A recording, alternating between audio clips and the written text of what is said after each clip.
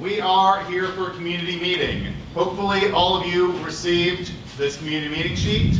If you did not, it is all the more important that you sign in at the sign-in sheets here at the front so we can add your name and address, contact information to the distribution list. So when we get to the next stages in the process that I'm going to go over in a little bit, your name is on the list and you do get a notice. If you did not get a notice, thank you to whoever shared the notice with you.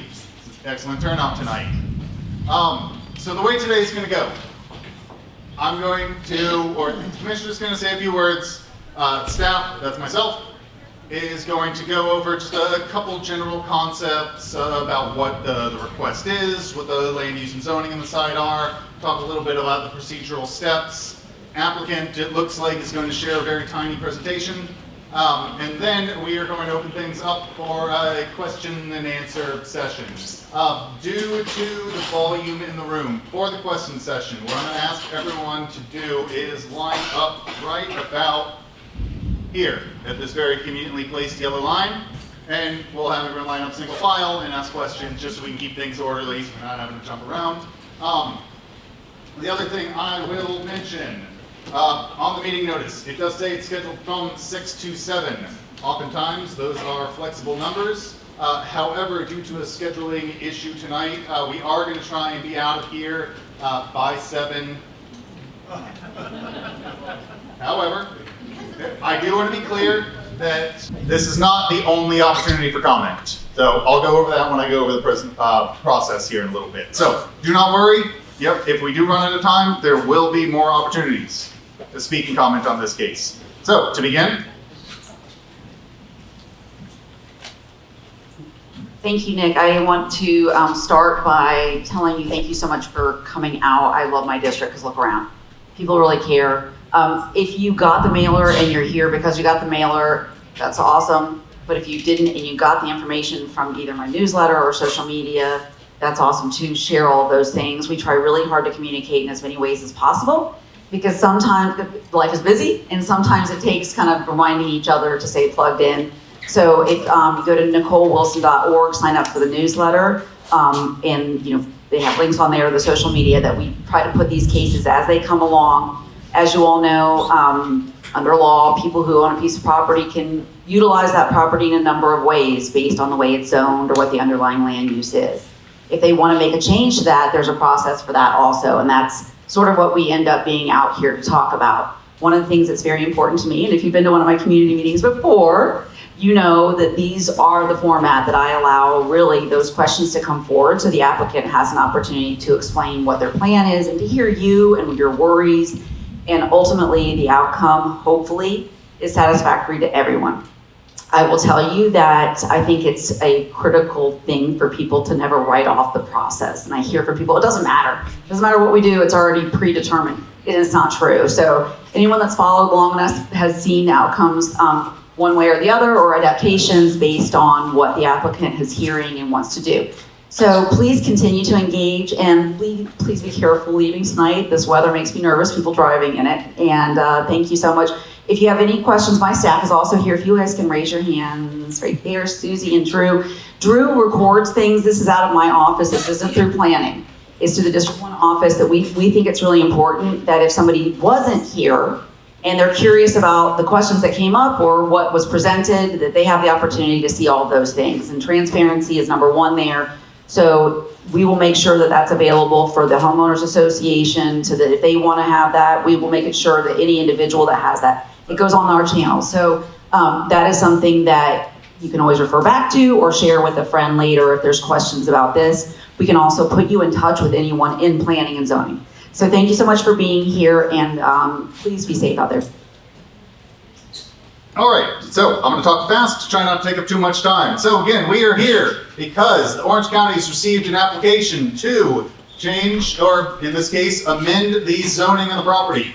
And on this notice, there's some fancy terminology, land use, zoning. What does all that mean? Let's start over here. Application has been submitted for the property. You see the parcel ID identified on the notice, also clever little map, also shown on the map. On the aerial here, currently used as a church, about 3.3 acres. So that is the only property that this application affects. Yep, they're requesting to change zoning allowances for this property. Next two maps are land use and zoning. And what those are, every property in the county has a land use and a zoning designation.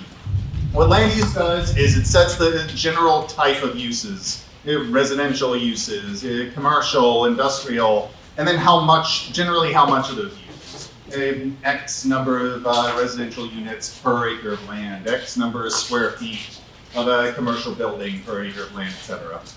And then you got zoning, and zoning is where you get into the more kind of specific details of the very specific type of uses. Okay, it's commercial, but is it a McDonald's? Is it a storage facility? Is it a strip mall? Various types of commercial. And then development standards. And what development standards are, they're things like setbacks, how close the building can be to the edge of the property line, height, how tall the building can be, how much parking, landscaping, fancy architectural features.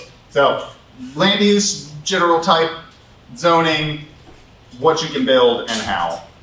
So, property, very helpful, very yellow map here. Low density residential land use, that's primarily a residential land use designation. As I mentioned, property is currently used as a church. That is allowable kind of within residential areas with certain permissions.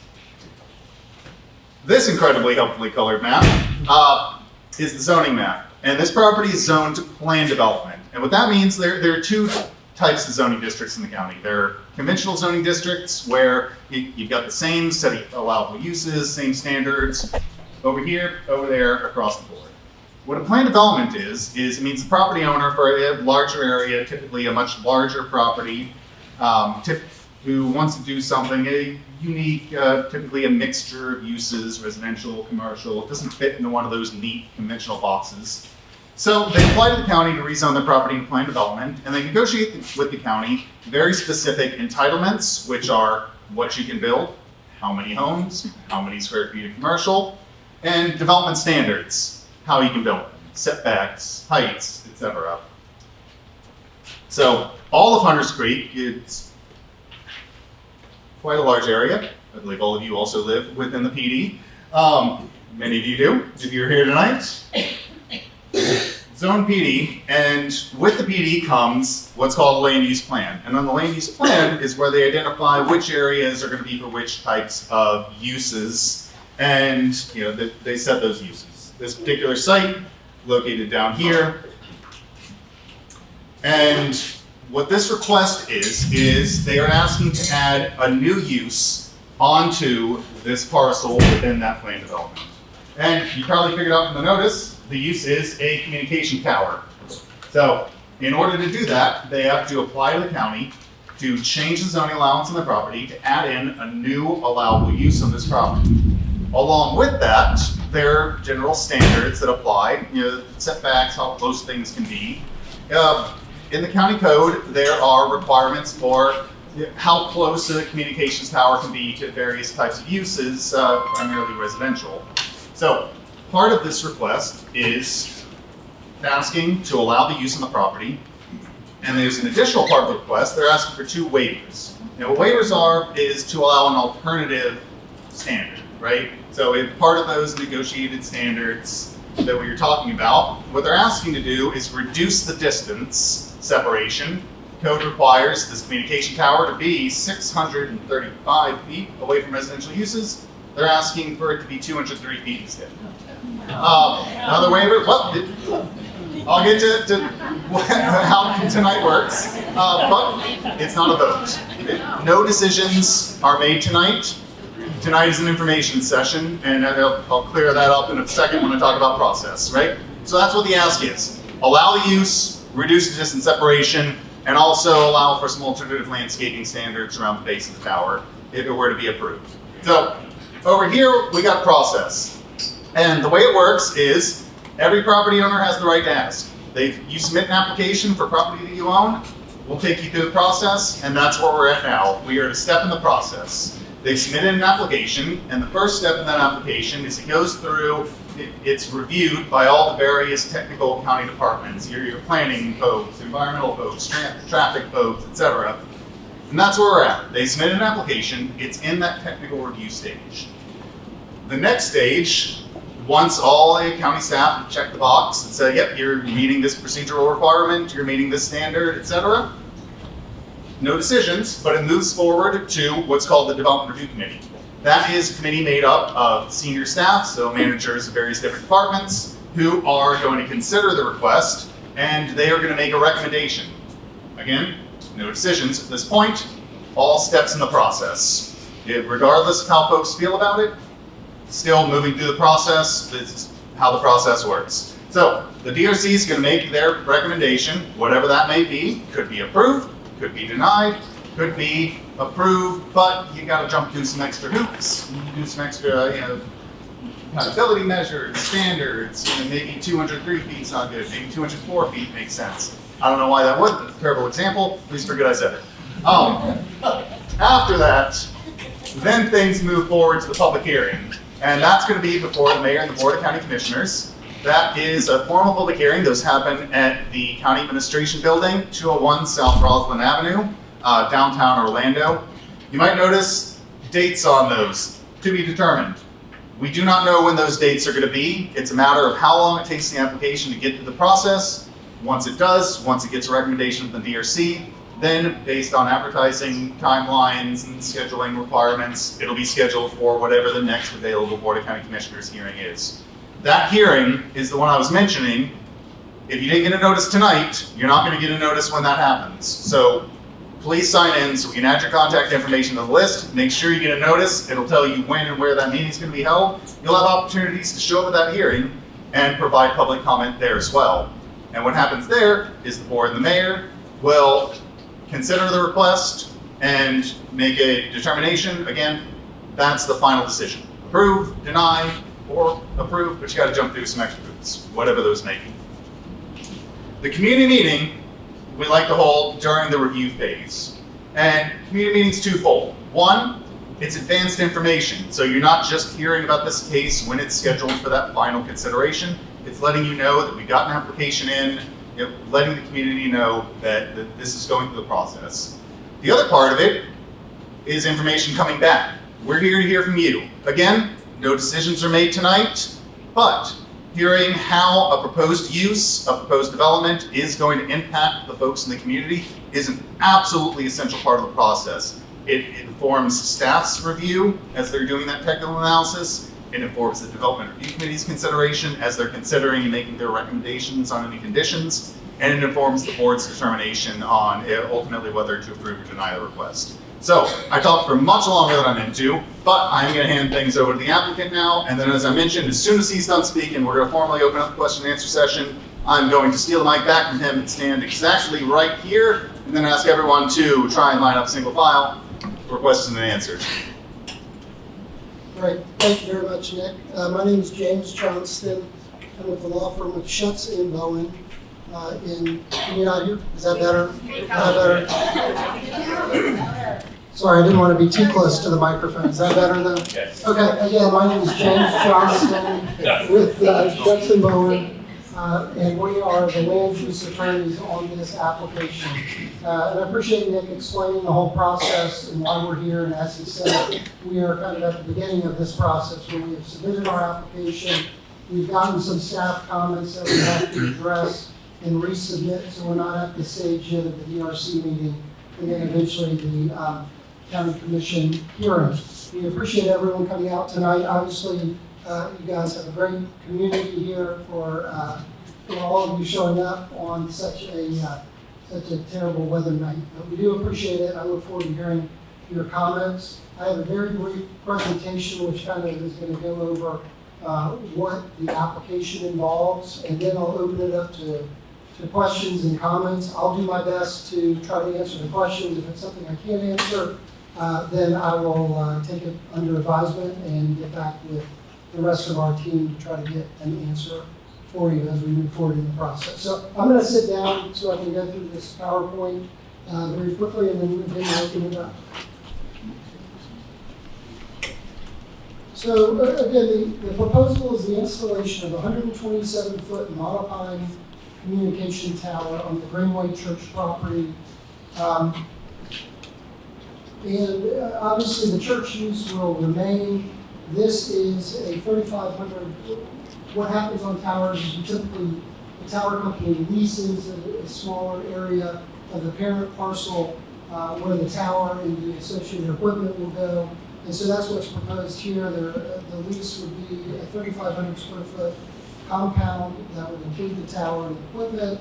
It would be accessed through the normal entrance to the church property from Hunters Creek Boulevard. It's a monopole design, which is a camouflage tree type design instead of what you see a lot of times are a typical monopole tower, which is just like a metal colored pole with the antennas on top. This would be a monopole. And it's designed for camouflage, and on this site, it's abutting a wetland conservation area, so there are a lot of trees in that area. T-Mobile is the anchor tenant on this tower. And just to better explain the process, typically when you have T-Mobile has said, we need a tower in this area because we have a coverage and capacity gap, and therefore they get a tower company to do the process of looking in a certain range that they have for potential properties. And so this tower in this location at the height is needed by T-Mobile to fill their coverage and capacity gap. And I apologize that this is kind of sideways. This is, you see the church property in blue, and the tower, I'll focus in on it a little more, is going more on this end in what is a grass parking area on the church property. And again, this is just zooming in a little bit. It will be in this area here. So this is now right side up, and so you can see on the church property, kind of circled in the red here, this is the tower compound area. This is, I believe, what the gentleman was saying is the existing building that's on the property there. So it'll be kind of to the northeast of that, up against this conservation area. This is just looking at within the tower compound. This is the tower. This is the area where the ground equipment will go. This is elevation of what is typical monopole design. And then this is a photo sim. This is looking generally back. I think that's what I describe it as to the west, southwest, and so you can kind of see it there. This is another image. This is looking to the east from Hunters Creek Boulevard back towards the church property. This is looking back west, also from Hunters Creek Boulevard, back towards, you see the main entrance to the church is here, and so this is back in that grass parking area. And so, Do you have any pictures from within the communities, not just the street? I don't have that here tonight. And so these are what are called propagation maps by T-Mobile. This shows this is where the proposed tower site is. The green represents T-Mobile, generally good coverage and capacity. And then this is if the tower were installed and the antennas were there, providing additional capacity and coverage for the area. It will also serve, these others are T-Mobile towers in the area, and these are all an interrelated system, and so they, not only will this provide coverage, but it will also help offload the other existing towers so the overall system performs better. And I don't really need to go over the process because Nick has done a very thorough job on that. So with that, we'll open it up unless there are no questions. All right, to save time, thank you. Really fast, just a couple of housekeeping items that I forgot to mention as I was rambling earlier. One, if you do not get a chance to speak tonight, if you run out of time, it's not just tonight and at the hearing. We want to hear from you throughout the process. Rebecca Bowden, your contact information is on the community meeting notice. She is the project manager for this. call, email, fax. That's me. Either one. Day or night, anytime, we absolutely want to hear from you. We want to hear from you all the time. Do not be afraid to reach out to us. I'll also have my contact information available in the cards if anyone wants to. It's wonderful to talk to you. So I just have comments, not questions. Just really quickly before you start, I apologize. I did just ask if the applicant would be willing to share these so that we can email them. And I know some of the folks in the back are doing the squint and obviously doing the zoom in, so it may be easier. So we will try to make sure to get out as much information as And possible. I'm willing to stick around if we have to break up and, talk through individually with people after. Sorry, I missed that. You're gonna share the presentation. Yeah, he's gonna provide the presentation. And I think, whatever Nick has and I have, we will, if you get in touch with planning or my office, we will make sure to have this available. I know it's hard to see from that angle and definitely from the back. So some of those details, I had a hard time and I was pretty close. Call and ask. Anything you got, we'll share with you. Sorry. So I just have a couple of comments. I have 5 comments to make. First being that the request for a variance from 635 feet down to 203 is both extreme and unacceptable. I think it speaks to the arrogance and greed of the developer.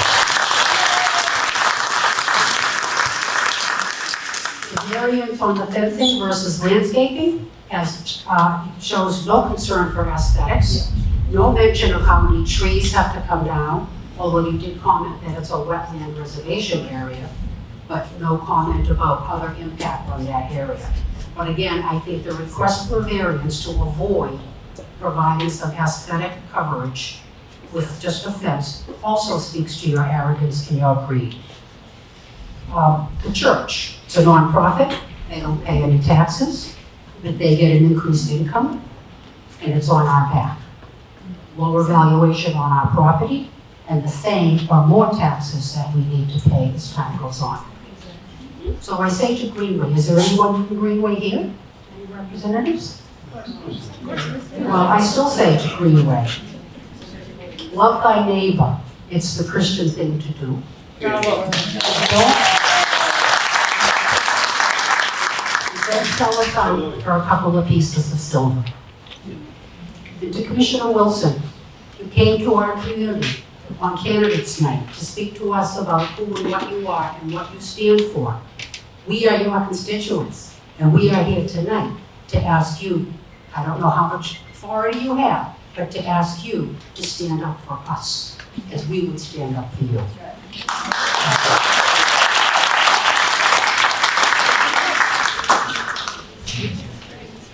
My name is Ray Alger. I'm a Hunters Creek resident. Cell tower issues have come before Hunters Creek a couple times in the past where Hunters Creek did have a vote on it. Sorry about that. Better? Yeah. Okay. So I'm Ray Alger, for those who don't know me. In the past, there have been cell tower issues that have come before Hunters Creek that Hunters Creek had to vote on. And in both cases, I supported them, I voted for them. For this proposal, I am opposed to it because of the increased health risks that would seem to result from the reduced residential separation distance from the already referenced 635 feet down to only 203. I would ask the county to please refer to the analysis that's been performed by the Environmental Health Trust. You can find that at ehtrust.org. I'm going to quote from the July 16th of 23 article regarding the health effects of cell towers near homes and schools. Basically, published peer-reviewed science has linked cell tower radiation to harmful effects.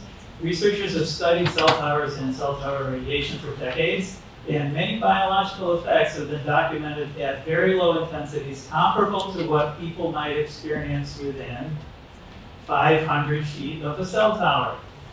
The article goes on to cite many cities and towns that have laws restricting cell towers near homes and schools ranging anywhere from 500 feet up to 1,500 feet. Clearly, the current setback of 635 feet is prudent, and the proposed reduction to only 203 feet seems reckless at best. Thank you.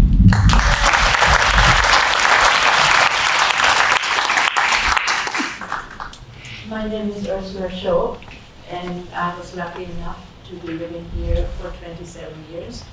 And right in the back of the church. You can't hear her. We can barely hear you.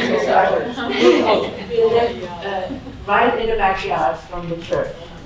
And quite frankly, I agree with everything that was said so far.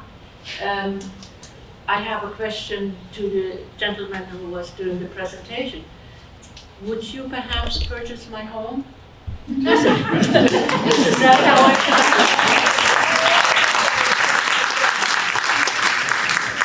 not even to speak of the health issues, the property is going to be affected by it. So I hope that this is not going to go forward. And this year is election year for all the city officials. So please stand behind us. Thank you.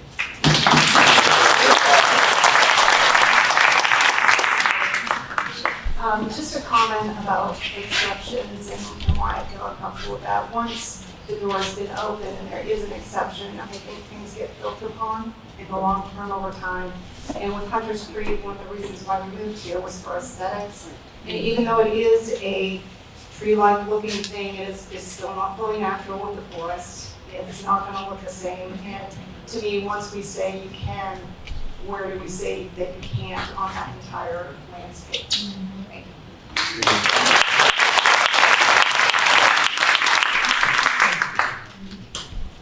My name is James Essett. I live on Spear Point Drive. I just got some facts with regards to the 365 residential separation. That is a reduction, the 203 feet is a reduction of about 2/3 of what the county's standard is at this time. With regards to the fence, Hunter's Creek has a pretty tough fence requirement. Yes. One color, it's one fence, you know, and I think the wooden fence that has been requested is absolutely ludicrous. My belief would be if this thing were to go through, they should have a fence to the Hunter's Creek standard and greenery around it. If they can put greenery 120 feet in the air, they can put greenery on the ground around it so we don't have to look at this thing.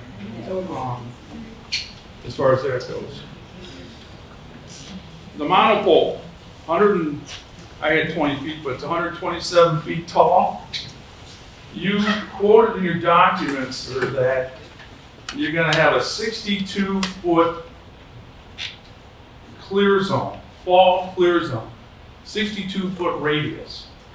That means if that tower were to come down, anywhere from 60 to 120 feet of that tower is going to fall on something.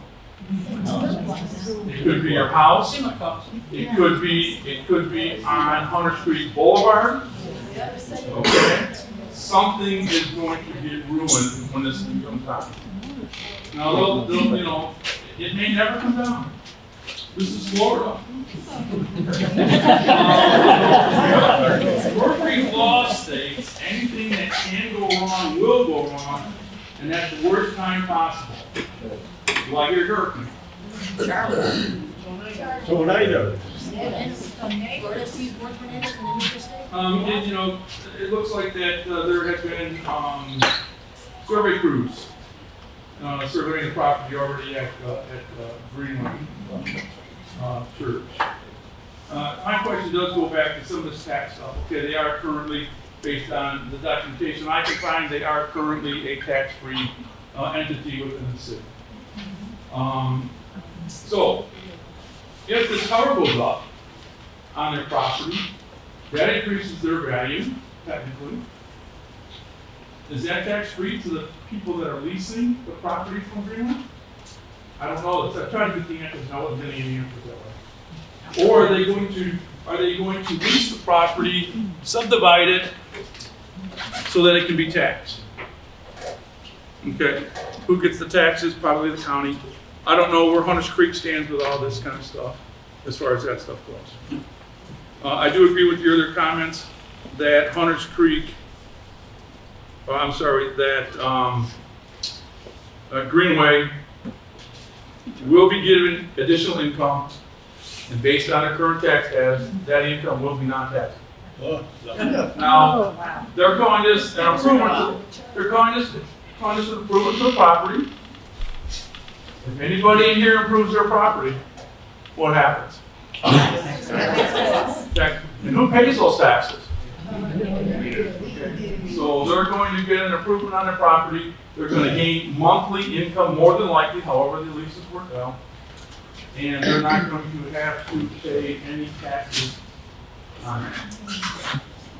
I don't know where Hunter's Creek stands on this. Does anybody know where Hunter's Creek stands on this? Has anybody heard from Hunter's Creek on this? Who's on the brakes?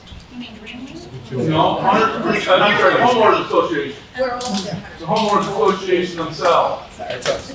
That's us. That's us. But what about the people on the board?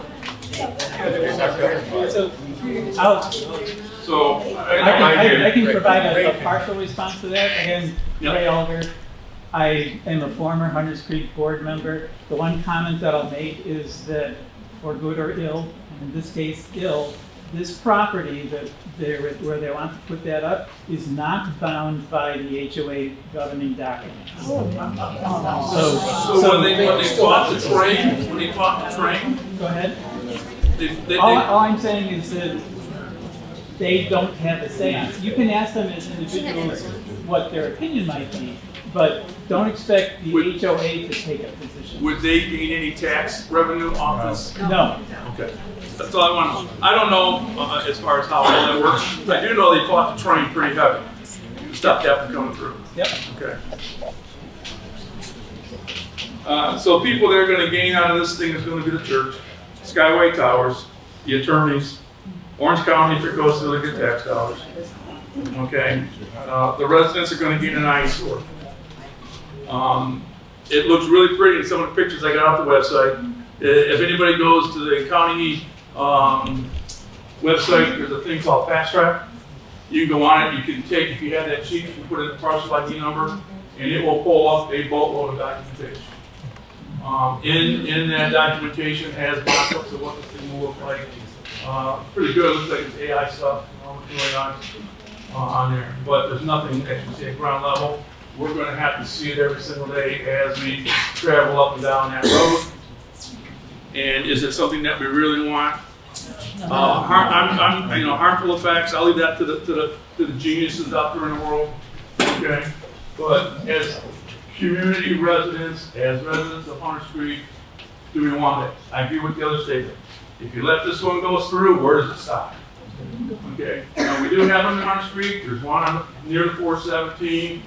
As far as that stuff goes, there's several, but are they in the residential areas? Not that I'm 100% aware. Lastly, and I ain't got to bring it up, Greenway just put up a new church.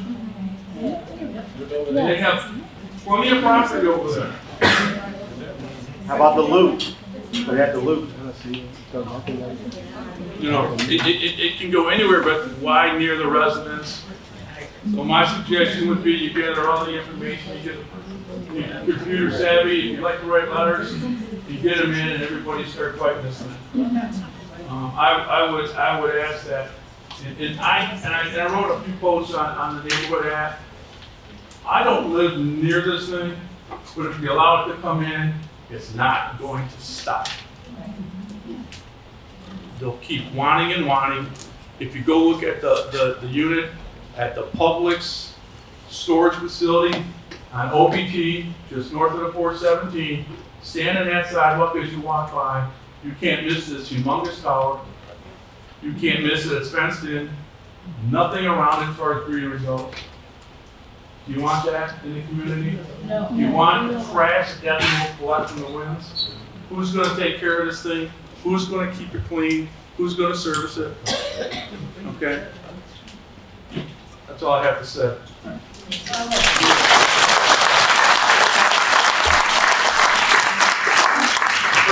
I appreciate the fast track plug, sir.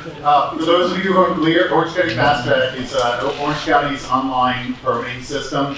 Anything that is going through the process, the public can go on and access application materials, plans, etc. Of course, you have to know something's in process for that. a little additional plug. We also have a program called OCFL Atlas, both a webpage and an app, downloadable Android or iPhone devices. You can go on there and show you an outline of the county, zoom into your neighborhood, you can see a pin. That pin means there's an application in process. That'll link you to Fast Track, find all the application materials if you're interested in that type of stuff. Also, reach out, more than happy to show you how to use it. Questions, comments, concerns, ma'am? Hi, thank you. I am not very good at math, and so I think in terms of sports. So I just want to give people an idea that this is just a little over a half of a football field away. It's not very much. I mean, my kids, that's some of our homes with some of our larger lots, that's pretty much your backyard. And this will be in our community's backyard. And Commissioner Wilson, I just want to know, would you want your child playing in that backyard? And also, I'm going to reiterate, it is an election year. And I don't know the timeline of this. Do we have any idea of the timeline of when that final public hearing will be? Are we talking days, weeks, months, years? I cannot tell you for certain. I can tell you for certain, not dates. To get through the technical waiver review process, application like this can take anywhere from 3 to 6 months just to get through the technical review process. It could be shorter than that. It's been in process for a couple months now.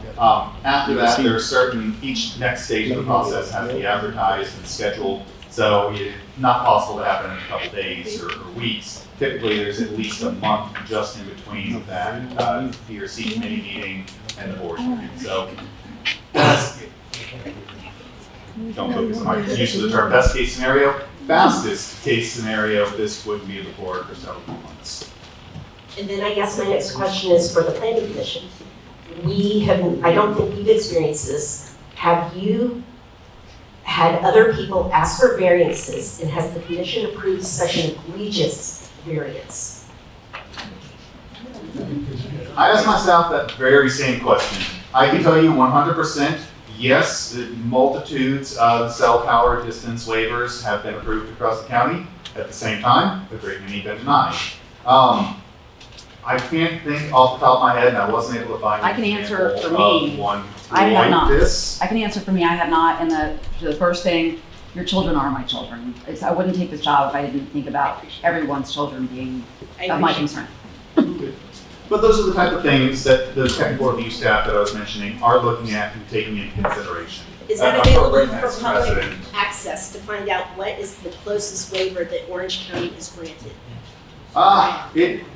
Technically, if you ask, I will do the research. It may not be easy research, but I will try. Let's talk after this. I'll give you my contact information and see what I can find for you. Thank you, that's all.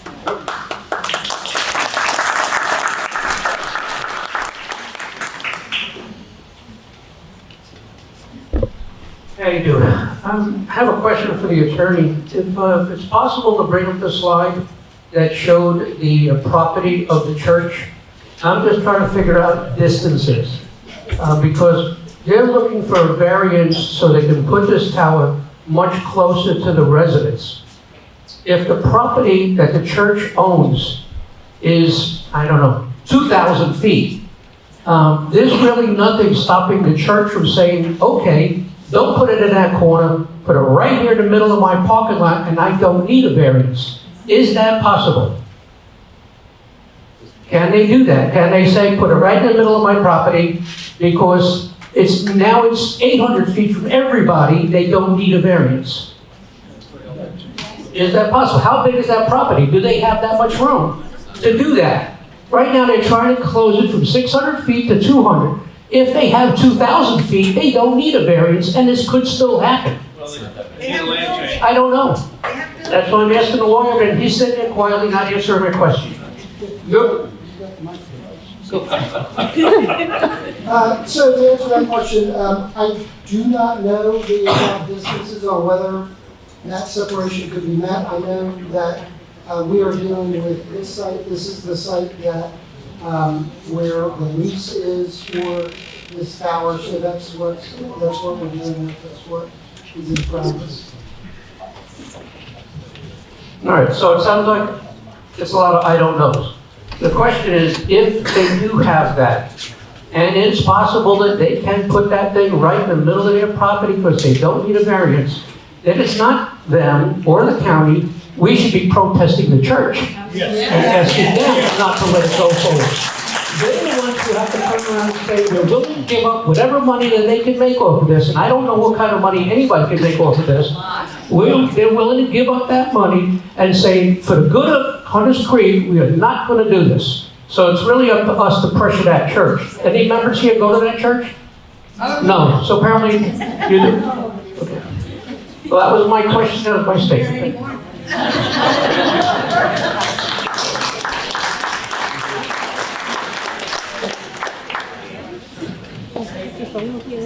I have a cold, that's why I'm covering myself, but, sorry. No, so I do believe, as I was looking at I am Jackie, I live in Osceola, and, sorry. Yeah, so I live in Osceola, and, anyways, I was looking at, the diagram, let's see, right here, where are we? All right, it's right here, right?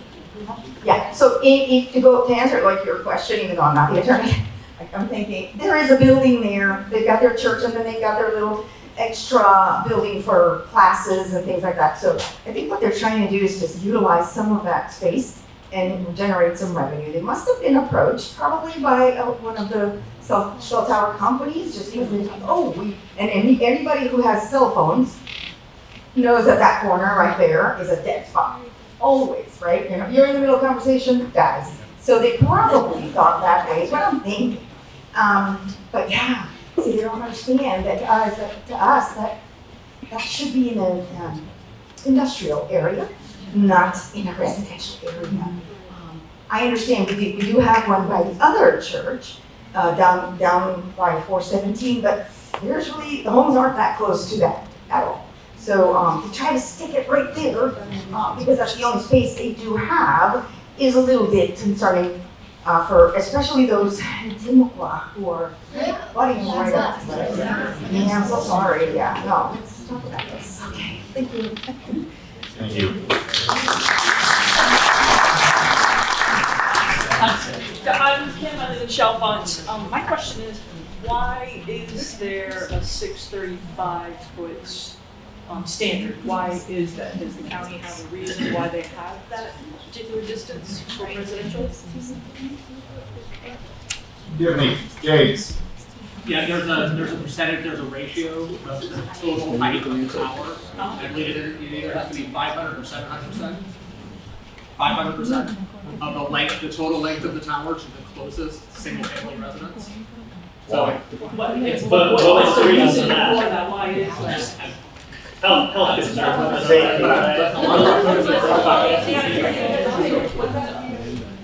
That's what's in our code, but a lot of what's in our code is informed by FCC regulations as well. Okay. So then, when I know you said you don't have an idea of the size limitation that have been granted. Do we know if they've been in more industrial areas versus residential areas that they've been given the distance reduction? That's a lot of data. I'm not certain here we can tell you that off the top of your head. I can tell you I can look into it and see what we can put together. To piggyback off of what James said, yes, there are FCC regulations that inform a lot of this. A lot of the standards in the code are there for reasons of compatibility, which is ensuring different types of uses next to each other can fit and mesh well together. That's why we require setbacks so buildings aren't right on top of each other. That's why we require industrial uses to go to here and single family uses to be over there. This particular use is allowed in range of districts, but you've got to go through this process to specifically ask for it and ensure whatever standards are appropriate and compatible with existing areas. Those are the questions. So then what type of compatibility exceptions are they, what's taken into consideration when they make that? It's like, is it just the distance between houses? Is it distance between other cell towers? How are they determining what's acceptable reduction in rates? So with the code, what it says is when you're asking for what this is, which is a waiver, an alternative standard to do X feet in lieu of Y feet, you have to provide sufficient justification. There are not specific criteria for this type of waiver or any type of waivers. You know, you have to meet this in order to justify for this. The applicant has to provide a justification that's then reviewed by staff. Again, they make a recommendation based on their area expertise and judgment, and then ultimately goes to the board to determine, you know, is this appropriate? Sure. Is this justification sufficient? And what was the justification submitted? Good question. Well, I think the justification for this separation reduction is the fact that one of the real reason this tower is needed in this area is actually the residential use. I'm assuming probably everyone in this room has their cell phone with them. And it requires, and you have a certain search ring on where, if you're going to improve the address the RF concerns of the user, and so you have a limited area where you can go. And to be honest, the reason it's needed by T-Mobile in this area is the fact that it is developed with so much residential, the increase in demand for use of all the data, everyone using wireless devices, and so that has really created a lot of the need. And you can't just have an antenna like let's just put it in the industrial area. Well, that doesn't fit within the area where the antennas have to be located to work for resolving that issue. And so that's why it's in here. And so again, then we have to find a property where there's a willing property owner in our area, which we have this property, and then where they want us to go on their property, and that's where our lease area is. And so that's where we are, and it requires, in order to get it approved, it requires the reduction in separation. Sure. Would you mind bringing up the map that you had for the cell phone, the yellow and green map about before the tower came up? You had it on your slide, I believe. Pulling up the service area map, I believe. Yes, that one. It was like a green and yellow. That's not a tree. But Yep, it was that's tree. the beginning, right? Oh, yeah, that one. That one. So then, Go one more. So this is the before. This is the before. Yeah. So then, I think people probably, I'm loud now. So then, this is what over here, more osteo apartment, right? Oh, no, that's ODT location. Yeah. So then, why is the decision to put it more towards, is it this one here? Yeah, that's. Why is the push to have it there, because it's what's going to overlap a lot of this area? So why is it more there versus something over here where there are fewer houses? They're willing to sell it. Right, yeah, so is the applicant, what made the Well, I would approach say from one again, versus the because other? you see where you were talking about, there's an existing antenna close to the right, to the right, where you're talking about. So this is all a designed RF system. It all works together. And so you try to go where it's needed, and then not only, and I'll move to the next slide, not only do they provide additional coverage, I showed in the green, but again, it helps to offload all the other towers so the whole system in the area functions better. So if you go too close to an existing tower where they have antennas, then it can mess up. It doesn't provide the same coverage and resolve the issues as other areas. Looks pretty close according to that picture. I mean, So then, because I mean, was there ever an ask, because a lot of us frequent locations around this area, of having something put in more towards in the loop, because that's a huge dead zone as well. Why was maybe something like, what was made the choice to choose and the request to this property versus something that's already a deadish zone that has commercial I use? don't know that, again, I don't know if they're looking for a tower in that area as well. I just know, for this one, there was the need in this area, as shown by the population maps, and, the systems for these providers are always changing based on use, based on population and things like that. So it's constantly, being updated. And so, these are to deal with existing conditions and anticipated in the future. So then, Mike, was my understanding correctly, is more T-Mobile then is reaching out to potential or owners of potential properties, and they're the ones that are making the approach to the ask, can you Right, build so on your property? this tower would be owned and developed by Skyway Towers, but they look for a site in this area at the request of T-Mobile. So that's Okay. typically what a tower, like T-Mobile won't go typically, I don't want to speak all the time, but build their own tower. And so they say, we need antennas in this general area, search ring area, at a certain height to provide to resolve our coverage and capacity. That you tower company go, reach out to properties in the search ring and then see who responds, see who we can work out for a potential location. Do we know what areas maybe said, nah, I don't want you? I don't have that information, but I know, this was not the only site that was reached out. Do we know what other sites were? I mean, you said you know that there are other ones, but it's not something that's being shared.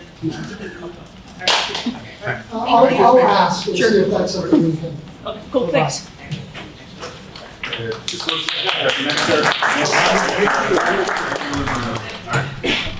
There's only two entities that profit from this, the church and Skyward Tower.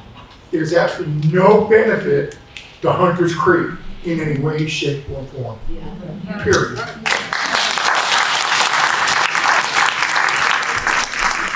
My name's Philip Grant, live in Osita, and I use my cell phone, and I've never had a drop call. I've had AT&T, I've had Verizon, so I'm curious, has anybody else here had drop calls that are in this area? Right now. T-Mobile right now, you've got connection. So that's kind of weird that T-Mobile's claiming they've got a dead zone on this map, but nobody's having drop call issues from any of the carriers.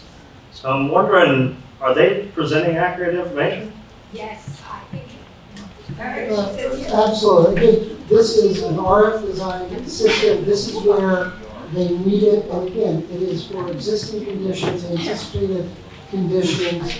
And listen, T-Mobile doesn't go through this process and, enjoy, meeting all the neighbors for something that they don't need. This is something, you don't go build and request an antenna for it or not needed.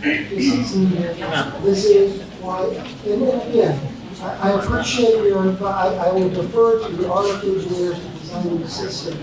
But we all have cell phones and they're not dropping. So I contest this, accurate, I inaccurate. appreciate your comment. All right, so, real fast, we are running low on time.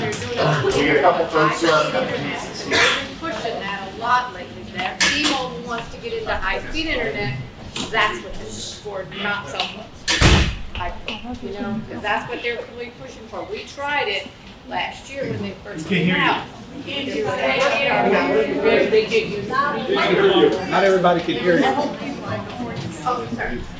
I just wanted to go off camera. All right, so as I was mentioning, we do only have about 5 minutes left. Unfortunately, we do have to vacate the room shortly. School staff does need to get home to their families. Again, this is not the end of the conversation.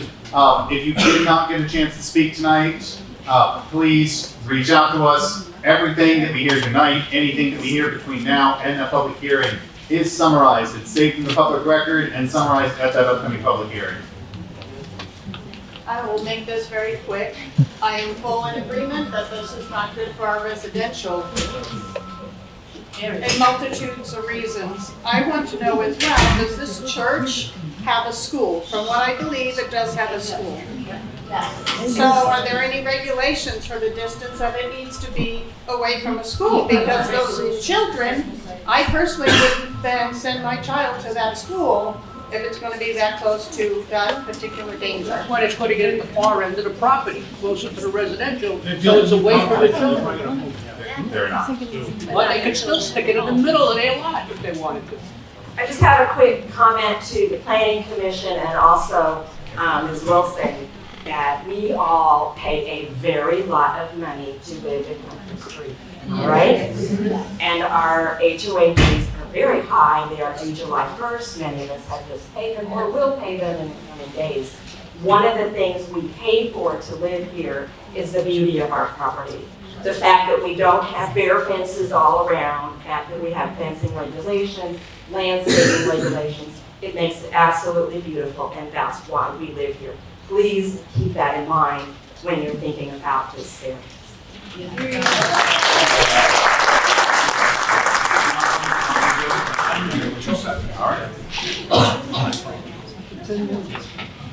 Real quick, just so everybody know, there was 917 notices sent out for this meeting. You'll find this on the website also. This process started with an agent authorization signed back in November 30 of 23. That's also on the website. And T-Mobile signed a letter of intent on December 11th of 23. So this has been going on a long time, and we're just now getting involved. I've got one quick question. Sorry, I've got one quick question. The corner where you say this obstacle's going, we back onto conservation land. What stops you or whomever going into that conservation land? Because the whole purpose of some of the buying properties where we gave them was because we backed onto conservation land. We didn't want people behind us. We didn't want anything behind us for a reason. Sure. So I can take that one. There's a process for everything. As you mentioned, conservation land, there is not a request here. The applicant has not asked the county to impact or develop anything in the wetland or conservation areas. Were that to happen, as I mentioned, anyone can ask, but however, that is not part of this request. They are not proposing that. They would have to go through a legal public process in order to even ask for that, and you would all be notified. I have a quick question. My name is John. I live here at Hunter's Island. With today's technology, 2024, you got 5G coverage up there. What if new technology, which we know is coming, 6G's here, not in this country, but it's here, will that amplify the other signals of the other towers to cover more area? That's number one. And number two is will the tower that is proposed to be built, is there going to be new technology 5 years from today that will even cause more serious effects on this radio frequency? Unfortunately, I do not have the answer to those questions today. Okay. One more, sir, and then we do have to start backing up here. Again, thank you all so much for coming out. And again, not the last opportunity. The conversation continues even after tonight, all throughout the process. Yeah, hey, how's it going? So you see the tower by Osprey Park? Do you guys own that tower? I don't know that. Okay, right over here. This tower right here. There are T-Mobile antennas on that tower. Over there, you guys do not maintain that tower because it's got the saddest American flag up there. It's supposed to be the biggest, massive American flag, and it's so tiny, you does it flap in the wind, and past practice has showed that if you cannot maintain this, you will definitely not maintain that.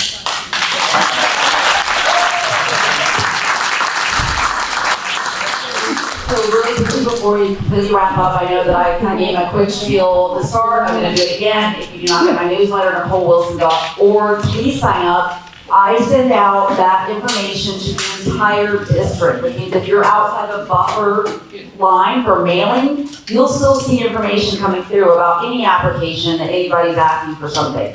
To address the wetland issue, I want my new staff to raise their hands again. Staff, they are amazing, and they know my very, very tip-top concerns, and among those are environmental impacts and health and safety. So if those things come through, our planning department, they know, flag it, talk about it, come out here. That's why we're here. The applicant wanted to make sure they were hearing you. It was top priority for planning to hear this. So thank you for your time. I know this feels frustrating, but it's a critical part of the process. Thank you. Continue to pay attention to any of the dates that come out. We will do, Nick, if it's okay with you, an FAQ from this. Not that they were frequent, but there was definitely some themes that I think may be helpful for you all to help us get the information out to anybody else that has questions. And if you, I think the applicant offered to continue to answer questions, I think Nick did too. Thank you for coming out. All right, thank you all so much. This is exactly how we do the meeting floor.